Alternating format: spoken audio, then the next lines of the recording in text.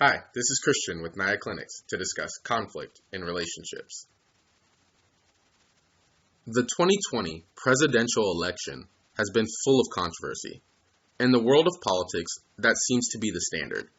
The United States of America, a bipartisan democratic republic, is inherently divisive, bringing two ends of the same spectrum together with the hope that eventually both sides can come to some form of an agreement, or at the very least, a compromise on some of the most systemic issues pertaining to mankind.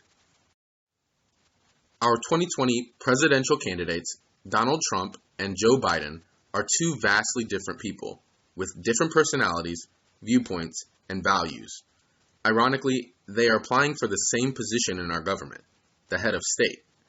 Yet, when it comes down to it, no matter who is elected, the country continues to grow in many different ways, and many people's lives go on. The rich get richer, the middle class fluctuates, and the poor will always be.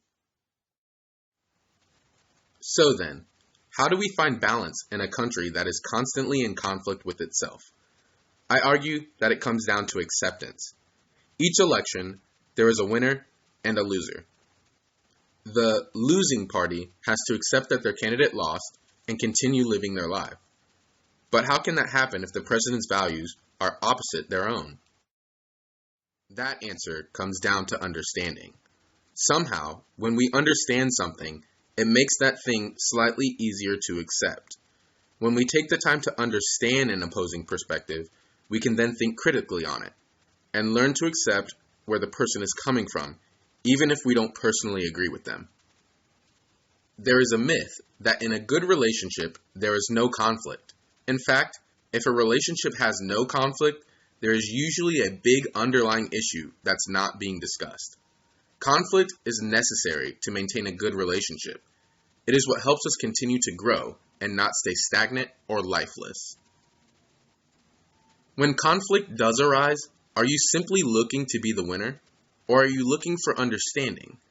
If you are looking to be the winner, usually the loser feels rejected.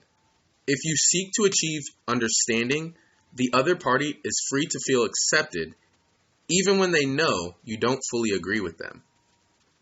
Empathy is as important in relationships as it is in conflict. Without empathy, a conflict becomes hostile and both parties enter defense mode. When we have empathy in our conflict, it frees both parties up to some willingness to compromise. It may be wise to consider what could be some of the benefits of being more understanding and having more empathy in your relationships. Are you willing to compromise for your significant other? Are they willing to compromise for you? If the answer to either of those questions is no, you may need to reevaluate the quality of the relationship.